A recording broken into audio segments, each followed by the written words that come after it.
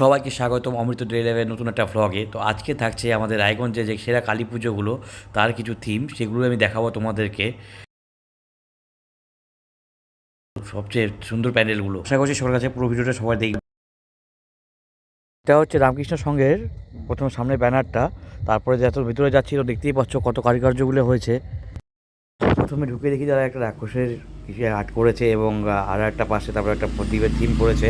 তো হচ্ছে চলে এসেছি সরাসরি মণ্ডপের সামনে। তো দেখতে পাচ্ছ এদের প্যান্ডেলের প্রথম থিমটা খুব সুন্দর লাগছে দেখতে, একদম ওয়াও বলতে গেলে। মানে ভাবতে পারিনি যে এত সুন্দর একটা প্যান্ডেল হবে আর কি আমাদের রায়গঞ্জে কালী পুজোতে। তো চলো ভিতরের দিকে যাওয়া যাক আর দেখা যাক ভিতরে কেমন করেছে আর কত সুন্দর করেছে।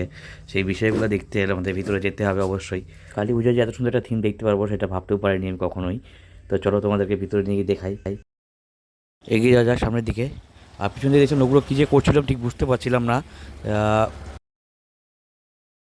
এবার ভেতরের চারিদিকটা তোমাদেরকে ভালো করে ঘুরিয়ে দেখায়, দেখো কেমন লাগছে। এগুলো হচ্ছে সব হস্তশিল্পের কাজ হয়েছে। এটা হচ্ছে উপরের দিকটা, উপরে যে জিমটা করেছে। আর দেখতেই পাচ্ছ কত সুন্দর লাগছে দেখতে।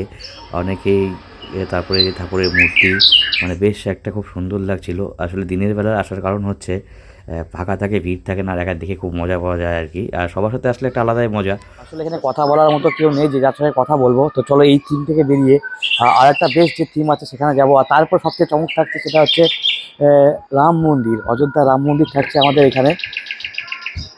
তো চলো কিছু সময় থেকে বেরিয়ে চলে গেলাম আমরা হচ্ছে বিপিএস ক্লাবে। এটা হচ্ছে বিপিএস ক্লাবের মাঠ ছিল, দেখতেই পাচ্ছ বিশাল বড় মাঠ। প্যান্ডেলটা বিশাল করেছে, মানে ফুল টুল দিয়ে এত সুন্দর করে রাজপ্রাসাদের মতো সাজিয়েছে, বাপরে বাপ বাপ। বেরিয়ে চলে এলাম সেখান থেকে। আর এটা হচ্ছে রেল লাইনের ঠিক উল্টো পাশে, রেল লাইন পার করে এসে তার সামনে দিয়ে হাতে বাঁ দিকে ঢুকতে হবে ক্রস করে, তার সেই বিপিএস ক্লাব। তো চলে আসি বিপিএস ক্লাবের পাশে। সেই ঠাকুরটা দেখতেই পাচ্ছ, তাদের থিমটা একদম কী বলবো, মানে যখন একটা সামনে এসেছি মনে হচ্ছে কোনো একটা ভিলার পাশে আছি।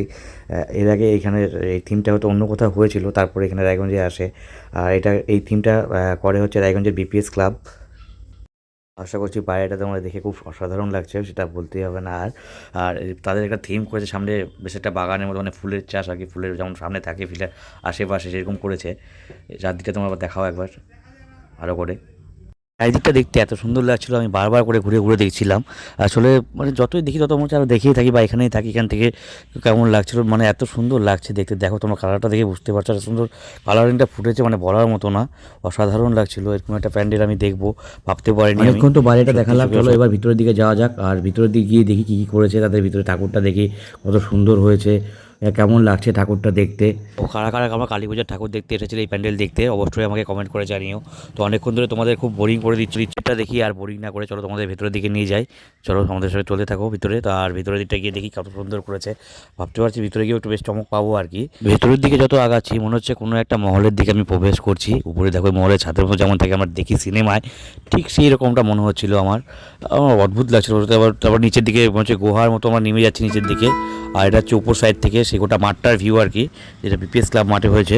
পাশের দিকটা ঠিক প্রোগ্রামের জন্য রেডি হচ্ছিল। তো এবার চটপট আমি নিচে চলে যাই ঠাকুরটা দেখতে। দেখো উপর থেকে কি সুন্দর লাগছে দেখতে একবার, বাপ রে বাপ। ওই সাইডটা যে প্রোগ্রামের জন্য হচ্ছে, মানে এখানে সন্ধ্যা করে ঠিক প্রোগ্রাম হয়। আর প্রোগ্রামগুলো দেখার জন্য তোমরা চলে আসতে পারো। ভিতর থেকে ঠাকুর দেখে চলে আসলাম, ভেতরে ঠাকুর দেখা প্রায় কমপ্লিট আর কি। তো এবার ভাবছি এখান থেকে বেরিয়ে যে আমাদের সেটটা আছে সেটা হচ্ছে রাম মন্দির তৈরি হচ্ছে সুকান্ত বয়েজে। তো সেখানেই চলে যাবো, আর এখানে দেরি করবো না বেশিক্ষণ। দাঁড়িয়ে সেখানে দু চারটা ছবি তুলে নিলাম আর কি, বেশ করে। যে ছবিগুলো রেখে দিলে স্মৃতি থেকে যাবে। তো এই চলে আসলাম এবার আমাদের হচ্ছে সে সবার অতি আগ্রহে থাকা রাম মন্দিরের কাছে। আর রাম মন্দিরে এসেই প্রথমে ঝলকটা দেখে আমি চমকে গিয়েছিলাম যে ওয়াও কী সুন্দর লাগছে চারিদিকটা। মানে ছোটো করে এরিয়াটার মধ্যে বানিয়েছে, আরও সুন্দর, এত সুন্দর ফুটেছে সেটা বলার মতো না, এত সুন্দর লাগছিলাম তখন ভাবতেই পারিনি তোমাদের চমক দেওয়ার মতো একটা জায়গায়। রাম মন্দির যেটা দেখে। কথা এতক্ষণ ধরে বলছিলাম যে আসা হয়নি, সেটা হচ্ছে এই বয়েজ সুকান্ত ক্লাবে করেছে রাম মন্দির অযোধ্যার। সামনাসামনি দেখার সুযোগ কতটা হবে জানি না, তবে এই যে সামনে থেকে দেখলাম এটা একটা বেশ ভালো লাগছে, বেশ আরাম, মানে একটা আনন্দ মনে হচ্ছে যে না যাক দেখেছি তো একটা রাম মন্দির। তো মানে রাম মন্দির, এটা আমরা রাজার রামের ভক্ত। তো আর এটা হচ্ছে তাদের বাইরের ডেকোরেশন, এটা বাইরে ঝুমুর আছে দেওয়া। আর বাইরে থেকে দেখলে কেমন লাগছে। আর কালী পুজো মানে লাইটিং ভাই, এটা আলাদা করে বলতে হবে না। কালী পুজো মানে যে লাইটিং, তো সেই লাইটিংটা তোমরা রাতে আসলেই দেখতে পারবে কেমন লাগছে। আমি চারিদিকটা তোমাদের ঘুরে দেখাচ্ছি এখন দিনের বেলা, এখন জানি রাতের বেলা প্রচণ্ড ভিড় হবে আর এখানে আসা সম্ভব হবে না।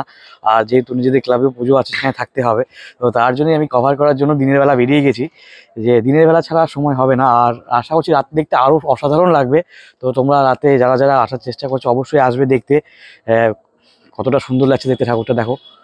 আমি আছি এখন ভিতর দিকটা, মানে রাম মন্দিরের যে ভেতরে করেছে সেই ভেতরেগুলো। এই যে প্রত্যেকটা প্লেয়ার তার রাম সীতা আমার ছবি দেওয়া আছে। আর এখানটাতে উপরে যে ঝুমুরটা করেছে, এই যে ঝুমুরটা, এটা হচ্ছে মেন জায়গা। আর ঠাকুর আছে এই পাশে। যাক, তোমাদের কাছে তুলে ধরতে পেরে আমার খুব ভালো লাগছে যে গোটা রায়গঞ্জবাসীর কাছে একটা আনন্দের দিন। আর জানোই তো কালী পুজোতে কতটা আনন্দ হয়। আমরা অনেকেই পটাকা ফাটায়, তো দেখে সবাইকে বলছি দেখে শুনে পটাকা ফাটাবে, যাতে কারো গায়ে না পড়ে, কোথাও আগুন না লাগে, সাবধানে করে। আর আজকের মতো ব্লগ আমি এখানেই শেষ করছি, আর দেখা হচ্ছে নেক্সট একটা ব্লগে। তো সঙ্গে থেকো, আর যারা যারা ফেসবুকে দেখছো অবশ্যই অবশ্যই ফলো করে দিও, আর যারা যারা ইউটিউবে দেখছো তারা অবশ্যই আমাকে সাবস্ক্রাইব করে দিও। আর তোমাদের সাহায্য ছাড়া চ্যানেলটাকে আগে বাড়ানোর কোনো সম্ভব না।